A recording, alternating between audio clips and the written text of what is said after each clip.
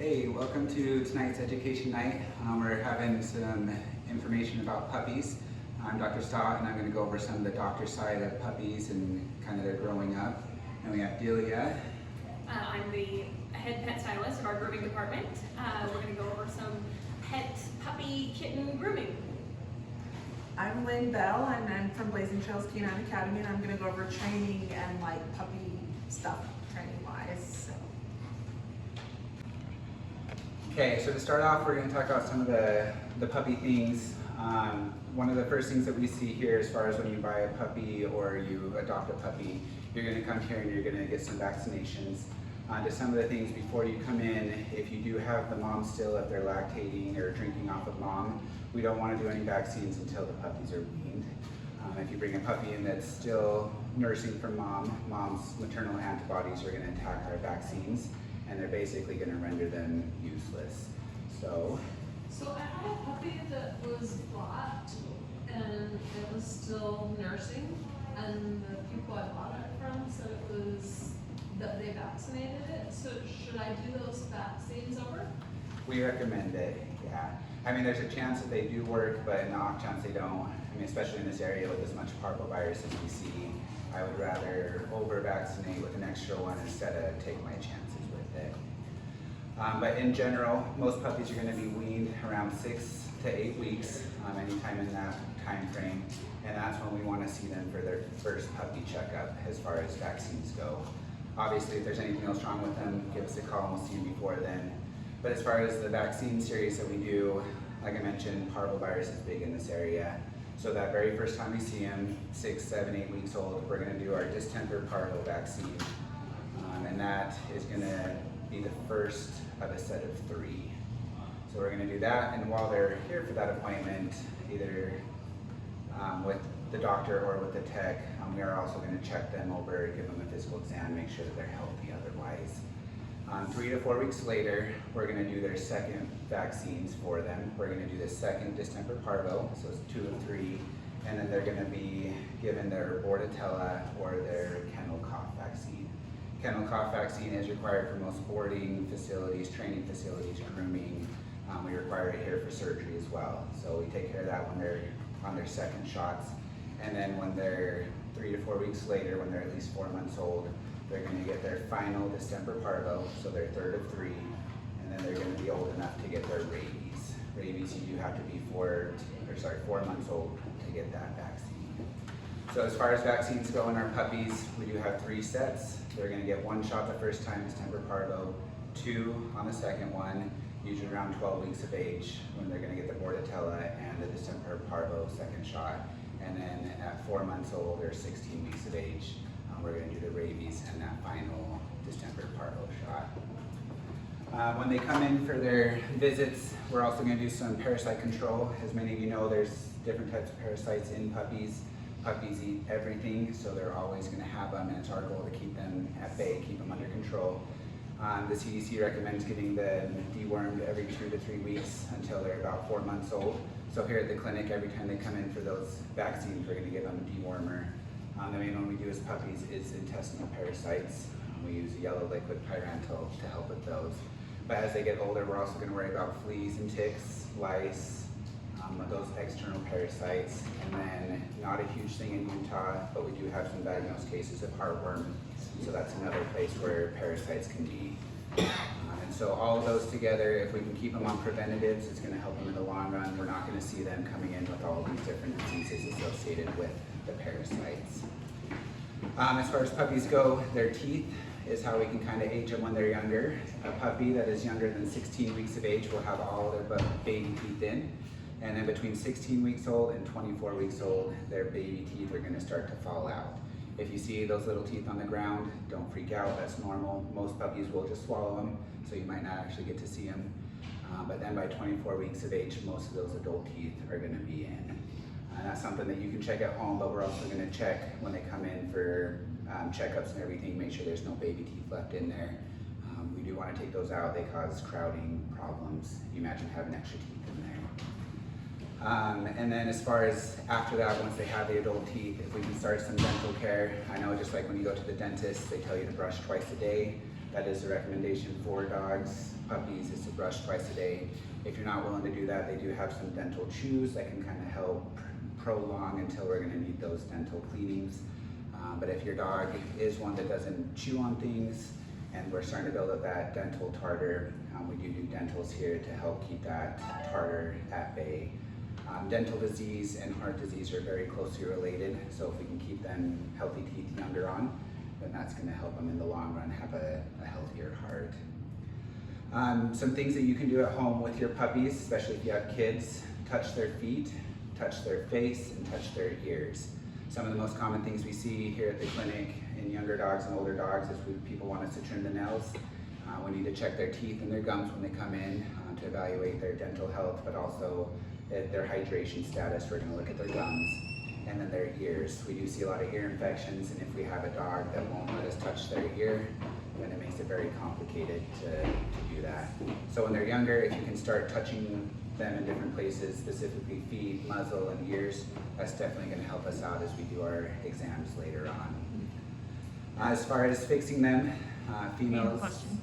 Oh, sorry. I just heard from Groomer once that if you can buy a really cheap electric toothbrush and touch on those areas every day, that it helps them to not be afraid of hair clippers. Is that true or not?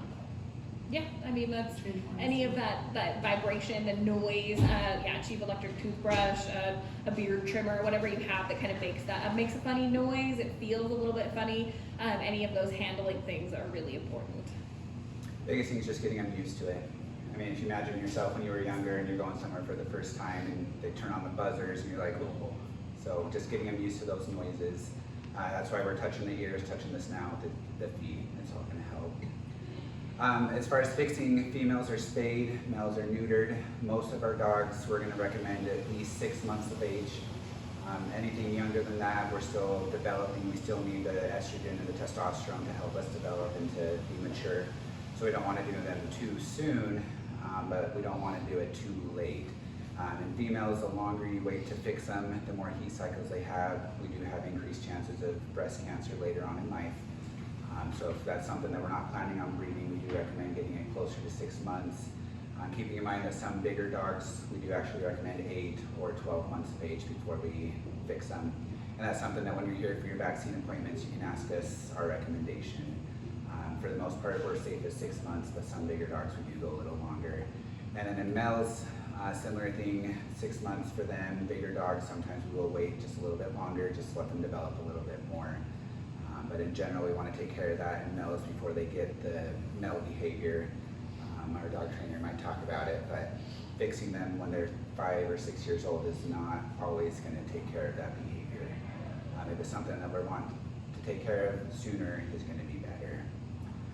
And then as far as feeding them, puppies, people don't always know the best thing to feed them. When you go to the store and you buy your food, they do have puppy formulas, they have adult formulas, they have active dogs, just all these different types of dog food. If you imagine humans, we're all different. Some of us are athletes, some of us are not, and we just need different food in our diet. The biggest thing for puppies, they're getting more calories per bite in their puppy formula. And a lot of puppies, they don't have a lot of space yet, but they need the energy to grow.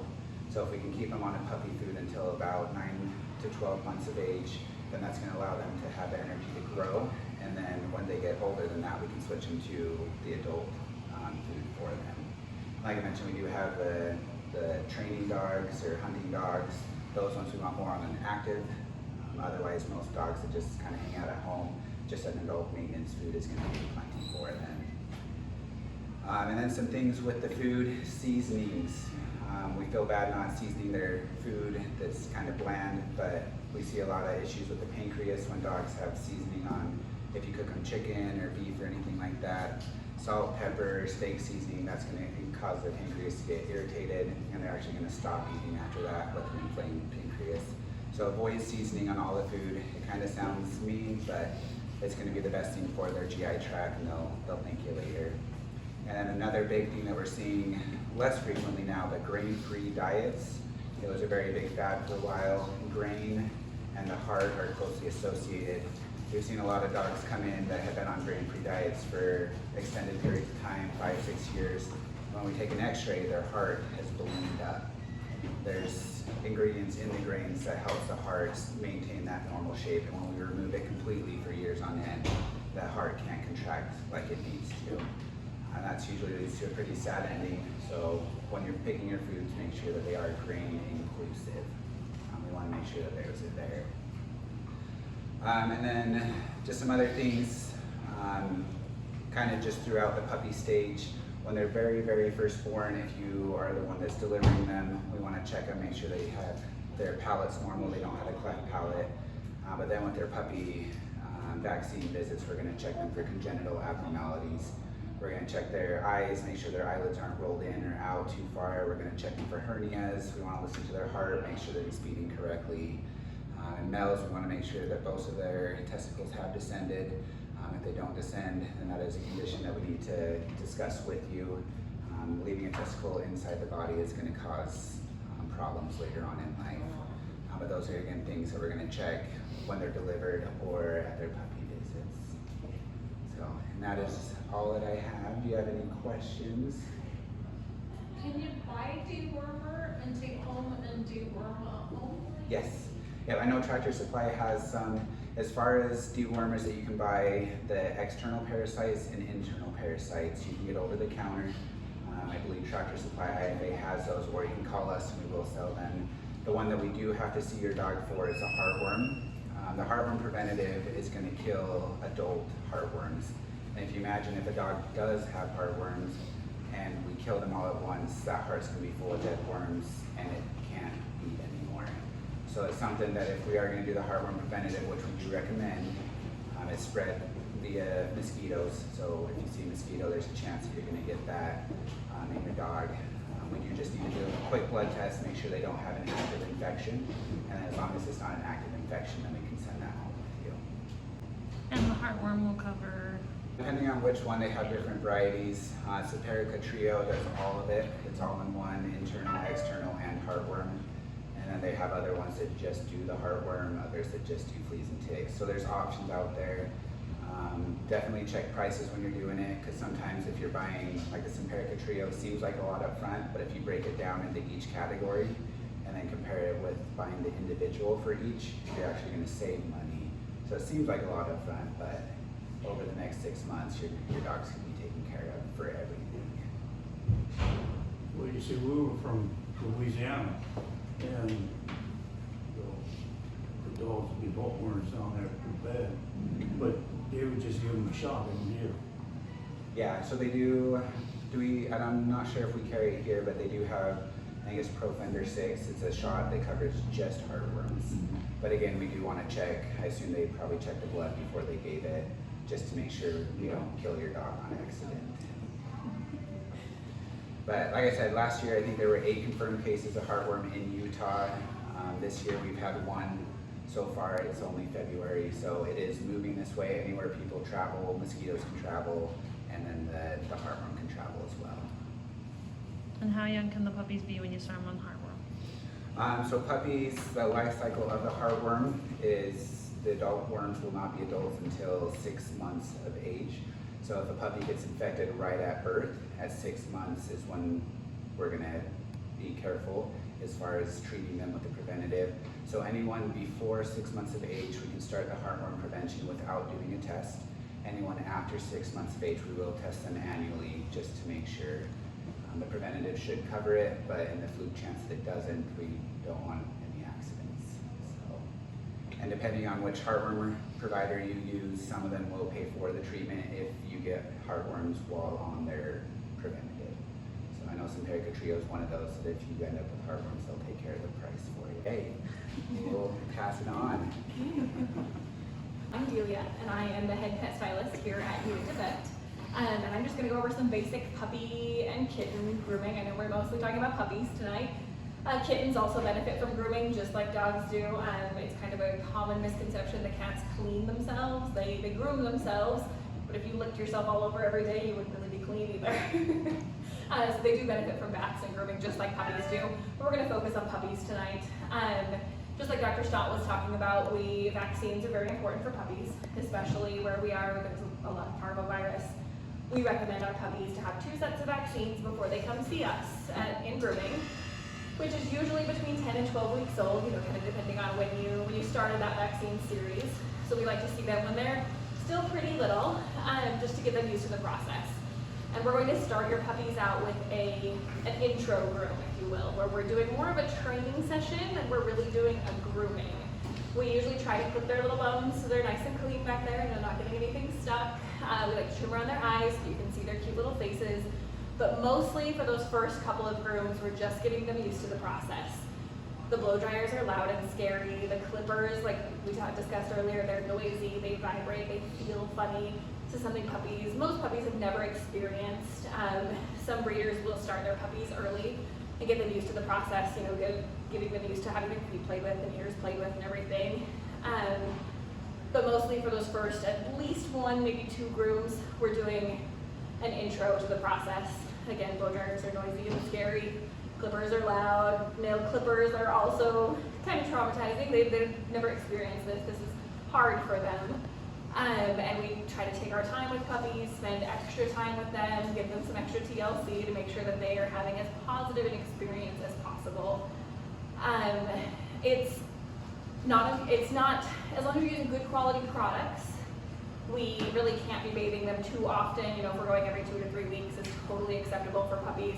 Even adult dogs, we can bathe them as often as every couple of weeks as long as we're using good quality products and making sure we're using conditioner afterwards.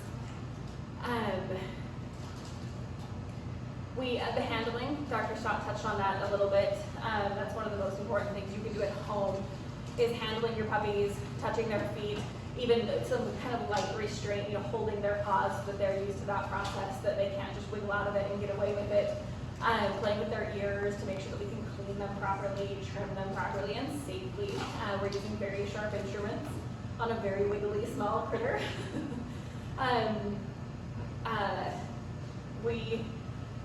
We do recommend at least 2 intro grooms before we do a full haircut, depending on the dog.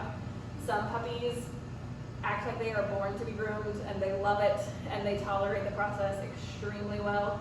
And some puppies need a couple of extra sessions just to get them used to everything, to trust us. We're building trust in a lot of these with puppies. It's just building a lot of trust that they understand the process and understand that we're not the bad guy. Something with grooming, every single dog, every single breed benefits from professional grooming.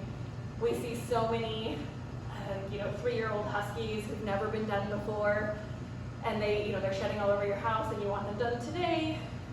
They may or may not tolerate the process well if they haven't been introduced to it at a young age.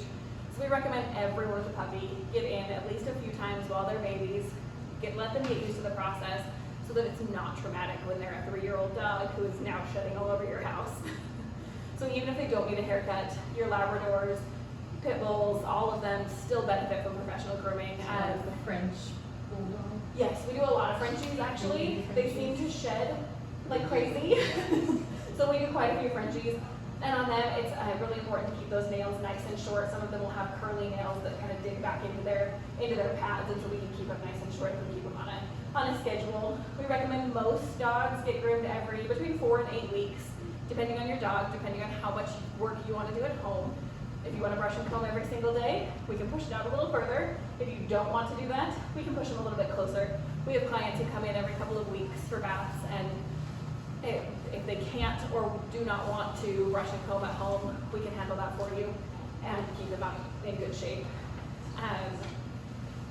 Breed selection, if you are looking for a pet, if you want to get a puppy, any of our staff here or our lovely trainer would be an excellent resource for picking a breed that fits your lifestyle in both activity level, grooming requirements, all of that. My staff is well versed in breeds, and so is the clinic, and I'm sure our trainer is very well versed in what can kind of fit your lifestyle the best. Questions? Can you talk about brushing? Oh yes, yeah. Brushing. If we are doing brushing, which we should be on really every dog, I would love to show you proper tools and proper techniques.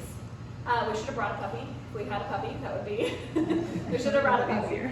Yeah, we should have brought somebody. In fact, we had a puppy today. We should have kept him.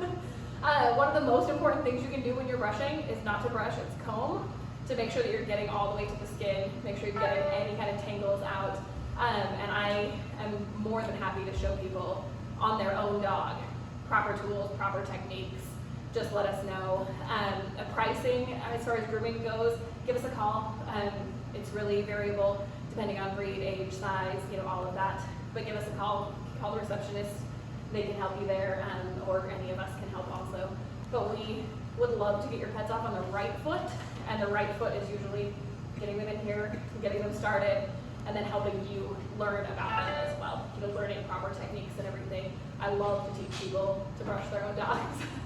It makes my life easier, it makes your life easier, makes your pet's life easier. And I think it's super important to get them started, on the right foot. Do you sell the brushes here? So we don't, we need to, but I haven't found a great wholesaler yet. They want basically retail price, so I can't, it's easier for me to just send you a link to Amazon. I actually have a screenshot on our laptop. I can email you right over with a really good quality brush, a comb, and a brushing spray that I recommend for everybody with coated dogs. And I can give you some advice on other, other brands, other products if your dog doesn't fit those particular needs. But yeah, we can absolutely help point you in the right direction for tools, because tools make a huge difference. Yeah. She tag teamed with the trainer. So I'm Lynn, I'm with Blazing Trails Canine. I've been training for 35 years. So I've had a lot of time, and one thing I love to do the most is start with puppies. Because if I wait until they're 6-month-old, suddenly they're a teenager and they want to jump and mouth and chew, and then the owners are like, fix it. I'm like, well, we could have prevented a lot of the problems that we started when they were little babies. One of the first things all three of us are going to talk about is for sure getting that puppy used to handling. Handling their feet, handling their ears. I do a lot of look in their ears. Like we used to play pass the puppy. So one person picks up the ear, gives the puppy a treat, pass the puppy to the next family member. Look in the ear, give a treat, pass the puppy. And we just keep doing that so that the dog is like, oh, everybody can look in my ears.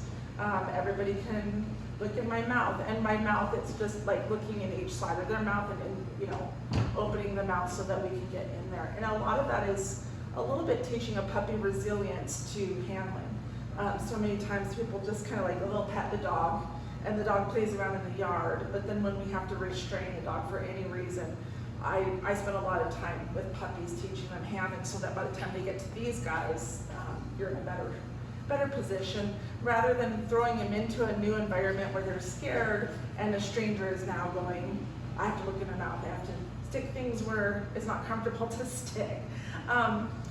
One thing that a lot of trainers will talk about is socialization. So a lot of times I hear a lot of people thinking that socialization means playing with other dogs or playing with puppies. They want to go take them to a park or something. And that's not the best idea for the young puppies. Not only do you risk sickness, he mentioned parvo, but it's also a lot of times the puppy starts to think that the fun things in the world are away from you.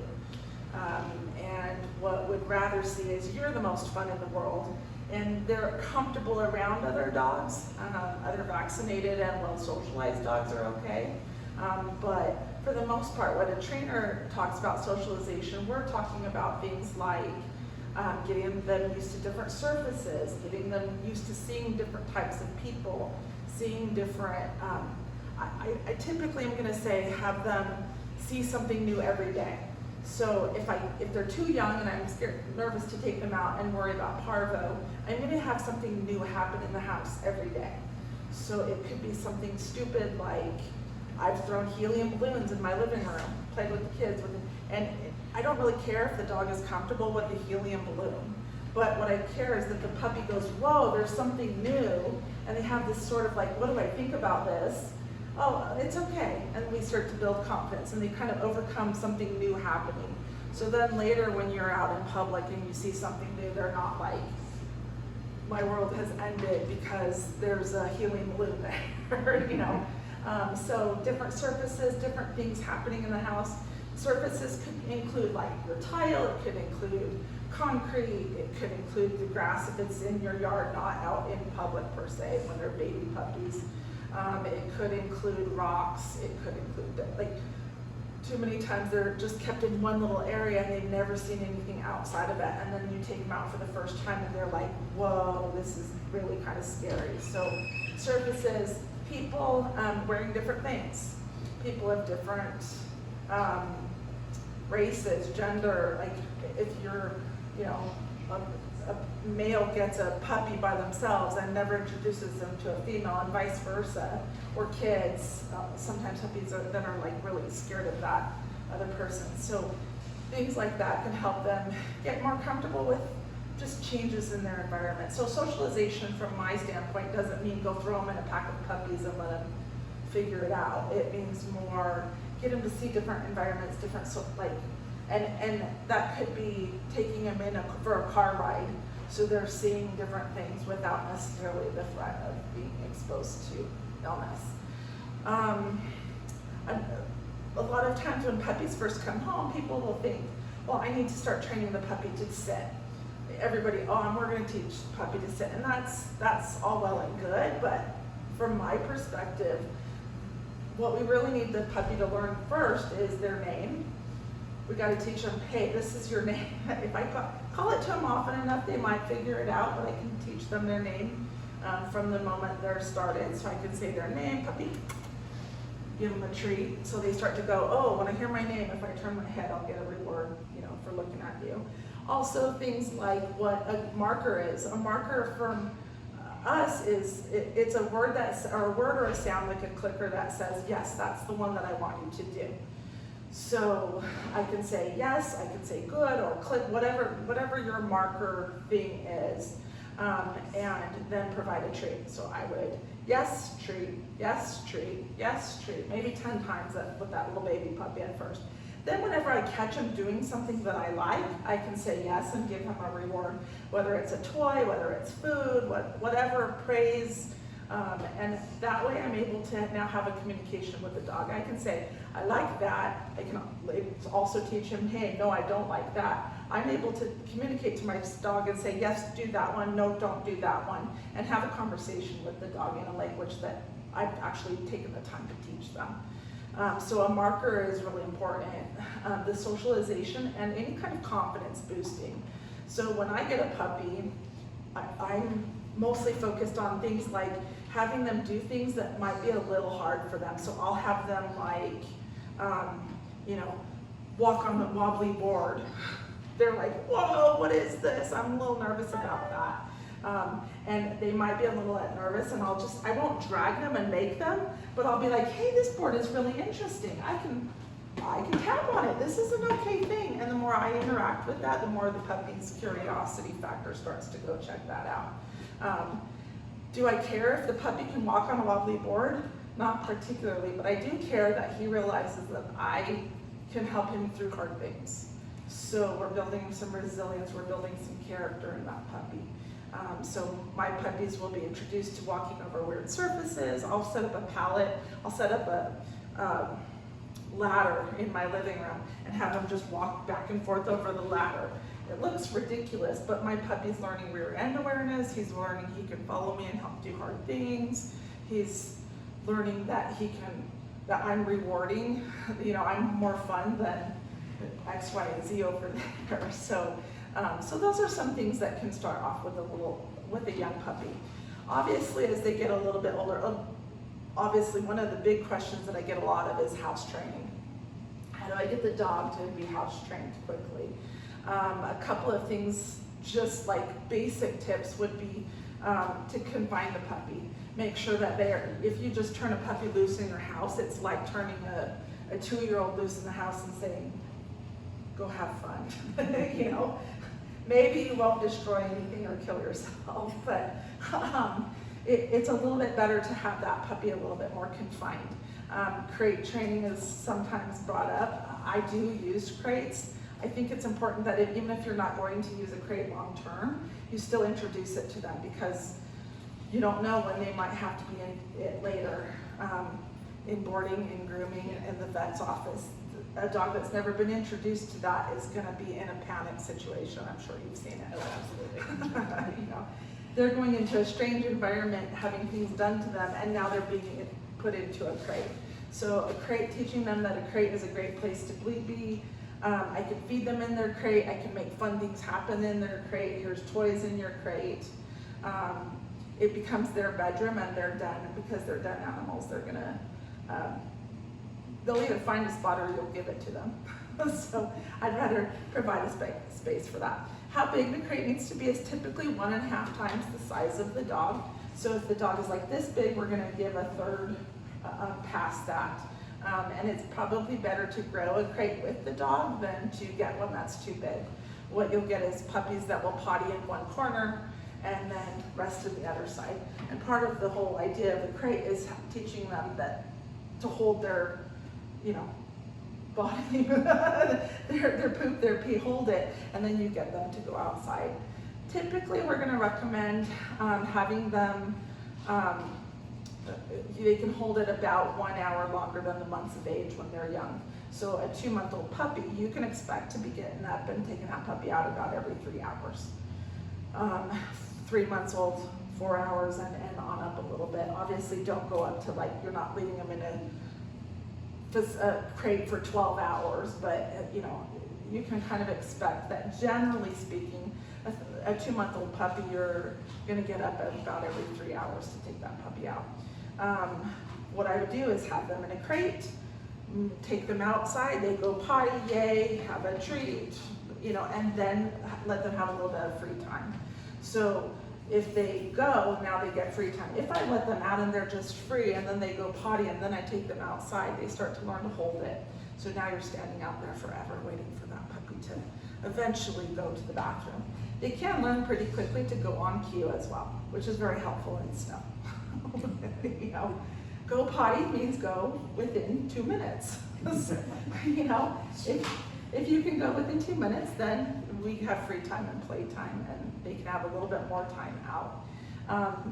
Typically, it's probably a little bit better to, one thing you can use in the house is a leash. So you can use a crate, but you can also use a leash in the house. I think too many times people think of, you know, the leash is just to take the dog out to the vet or out someplace, but a leash is also a good preventative tool in the house. When I can't be watching where's my puppy and he's wandering around the corner and I'm busy because I'm cooking or doing something else, puppy's probably doing an accident or something. Maybe he's being good, but maybe he's having an accident. So it's a little bit better to maybe have that dog on a leash. So you're in a crate, you're in a leash with me so that I kind of know, and that helps me to be able to relax because I know the puppy's right there. It's not off wandering and hiding someplace. You're better off doing a little bit of like annoying, I have to have him in the crate, I have to have him on the leash, I have to get up every 3 hours, and those kinds of things in the beginning, because then you buy yourself a much longer, happier life. And you're kind of preventing a lot of the problems that happen when they reach that 5-month mark. Loads of times people will say, at 3 months, they'll call me and I'll tell them, okay, this is what kind of training programs are available. No, my puppy's pretty good. He comes when I call him, he's so good at 3 months old. Give it 2 months. I can help you prevent the issues that are gonna come when they turn into teenagers at about that 5 to 6 month mark. Or you can call me again and when they hit that 5 to 6 month mark and they're chewing and they're, you know, pulling on leash, they're jumping on everybody, those kinds of things. There are teenage things that we can prevent just by having them in a crate, having them on a leash, guiding them in the directions we want them to go. Any questions? Where do you work out of? Do we bring the puppy to you or do you go to our house? So I have, for me, I do have services that do private in-home lessons. I do virtual lessons. I have group classes. Currently, group classes in Roosevelt are at Rough Housing. And so I have a couple of different options. I do board and train out of Rough Housing as well and day train. So really it's 1/2 dozen or the other. Sometimes people want to know, like, okay, what's the difference between those? Group classes and private lessons, I'm really geared towards teaching you what to do with your dog to help you, train it up quickly, prevent the most problems, keep them engaged with you from the beginning stages. And a lot of what I do is teaching the owners what to do and how to work those kinds of things. In board and train, it's more, I'm teaching obedience exercises, so it's not as great for things like any kind of behavior issues. Oh, I want the dog to potty in this spot. Well, I'm not there, so I can teach them not to potty here, but it doesn't necessarily transfer. And we do make sure that there's handling lessons after, but it really kind of depends on if you're doing the time or I'm doing the time. Sometimes also people have been asking about virtual, because virtual was not a dog training thing 10 years ago. We didn't think it could be done.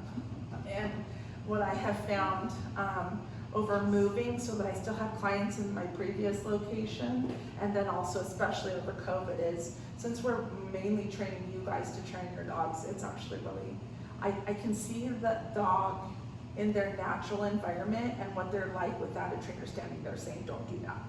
So it allows us to be able to see those kinds of things. So that's also an offering in the basin as well.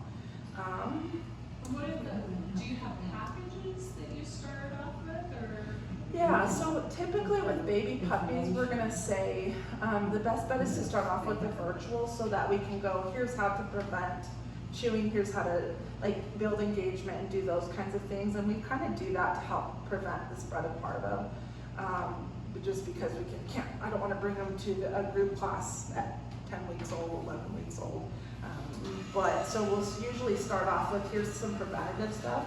And then as they get their last parvo shot, they're able to come to group class and do, in group classes mostly focused on obedience exercises. So come, walk well on a leash, sit for breeding, allow other people to pet the dog, and kind of keep focus on you guys as well. So we do have a couple of different ways to do that for the, like I said, private lessons as well. But I have found that I don't have to be in person to tell you how to prevent. So virtual is probably our best bet to do that initial thing. And then I have packages to go on from there. So Just on crates, I feel like a lot of people kind of associate crates with a bad thing.